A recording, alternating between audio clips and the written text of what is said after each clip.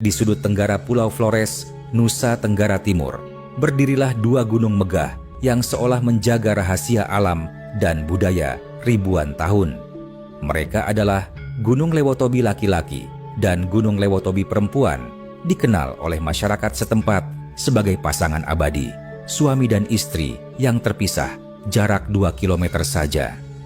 Lewotobi laki-laki dengan ketinggian 1584 meter di atas permukaan laut, berdampingan dengan Lewotobi perempuan yang lebih tinggi, menjulang hingga 1703 meter. Namun, jauh sebelum nama-nama ini dikenal, masyarakat menyebut mereka dengan nama asli, Ilebele, yang berarti gunung besar.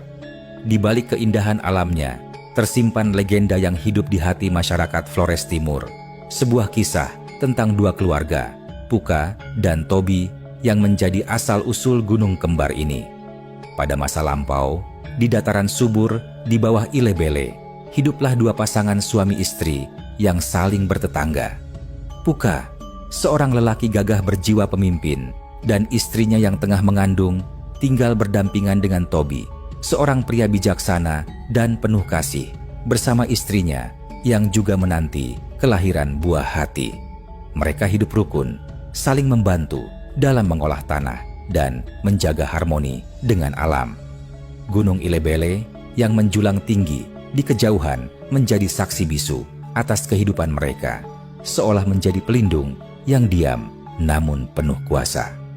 Suatu malam, di bawah cahaya bulan purnama, Puka dan Tobi duduk bersama, menatap Ilebele yang diselimuti kegelapan misterius. Mereka membuat janji suci tentang anak-anak yang akan lahir dari rahim istri mereka. "Jika anakku perempuan," kata Puka dengan suara tegas, "aku akan menjadi mame, om, bagi keluargamu, Tobi. Namun, jika anakmu laki-laki, kau akan menjadi opu, iparku." Tobi tersenyum bijak, mengangguk setuju. Janji ini bukan sekadar kata-kata, melainkan ikatan yang akan mengubah nasib mereka dan tanah tempat mereka berpijak.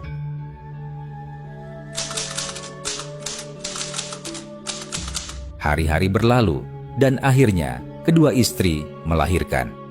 Dari keluarga Tobi, lahirlah seorang putri cantik jelita yang dinamai Wae, yang berarti air, lambang kelembutan dan kehidupan.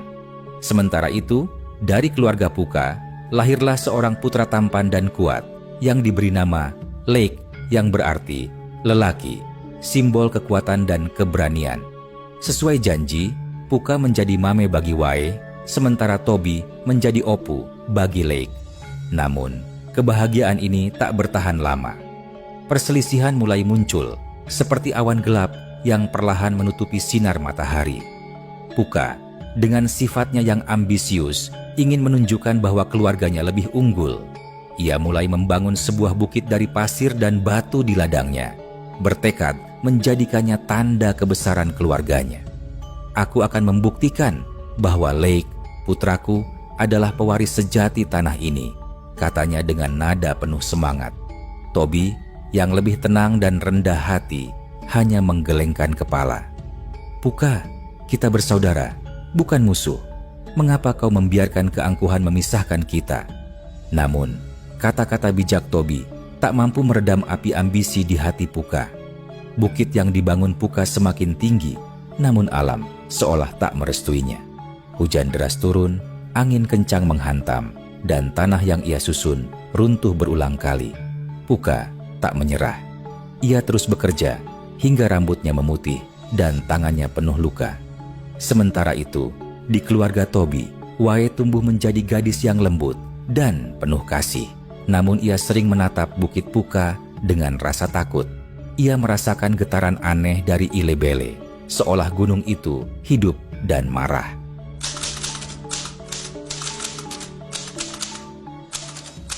Malam itu tiba, malam yang mengubah segalanya. Puka, dengan sisa tenaganya, berdiri di puncak bukit buatannya, menantang langit. "Lihatlah Ilebele, aku lebih besar darimu," teriaknya dengan suara menggelegar. Tiba-tiba, bumi berguncang hebat. Ilebele, yang selama ini diam, melepaskan amarahnya. Lava pijar menyembur dari puncaknya, abu panas beterbangan, dan suara ledakan memekakkan telinga. Puka terpaku, matanya melebar, penuh ketakutan. Di sisi lain, Toby dan Wae berlindung di bawah pohon besar. "Ayah, mengapa gunung ini murka?" tanya Wae dengan suara gemetar. Toby menjawab pelan, "Karena Puka melawan alam, anakku. Ilebele adalah nenek moyang kita, dan ia tak akan membiarkan kesombongan menghancurkan harmoni." Lava terus mengalir, membakar ladang dan desa. Puka dalam keputusasaannya berteriak meminta ampun, namun suaranya tenggelam dalam gemuruh letusan. Di puncak konflik ini, Ilebele terpecah. Dari satu gunung besar, lahirlah dua puncak. Satu untuk Puka dan Lake, yang kini dikenal sebagai Lewotobi laki-laki, dan satu untuk Toby dan Wae, yang menjadi Lewotobi perempuan. Letusan itu adalah titik balik, puncak dari ambisi dan harmoni yang bertabrakan.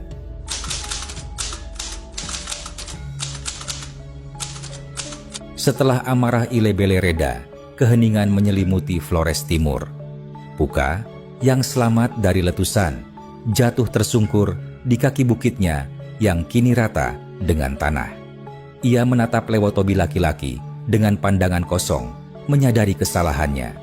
Di sisi lain, Toby dan Wae kembali ke desa mereka, membawa harapan baru. Mereka tahu perdamaian harus dibangun kembali. "Saudaraku," kata Toby dengan suara lembut, "marilah kita akhiri perselisihan ini. Gunung telah berbicara, dan kita harus mendengar." Puka, dengan air mata berlinang, menerima uluran tangan Toby. Bersama, mereka membangun sebuah tradisi, Tuba Ile, ritual adat di mana kedua suku memberikan sesajen kepada Lewotobi sebagai tanda penghormatan dan permintaan maaf kepada alam. Dua suku itu bersatu kembali, belajar dari kesalahan masa lalu. Lewotobi laki-laki dan perempuan kini berdiri sebagai pengingat bahwa harmoni dengan alam dan sesama adalah jalan menuju kedamaian. Letusan itu bukan akhir, melainkan awal dari kehidupan baru.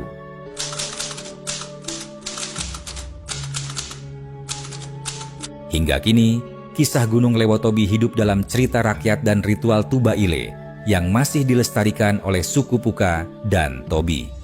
Lewotobi bukan sekadar gunung berapi, tetapi simbol identitas, budaya, dan pelajaran berharga bagi kita semua. Dari legenda ini, kita belajar bahwa kesombongan hanya akan membawa kehancuran, sementara kerendahan hati dan kebersamaan adalah fondasi kehidupan yang abadi. Seperti Lewotobi laki-laki dan perempuan yang berdampingan, manusia pun harus hidup selaras with alam, dengan sesama, dan dengan diri sendiri. Kisah ini adalah warisan Flores Timur, sebuah cerita tentang asal-usul yang mengajarkan kita untuk mendengar bisikan alam sebelum ia berbicara dengan gemuruh.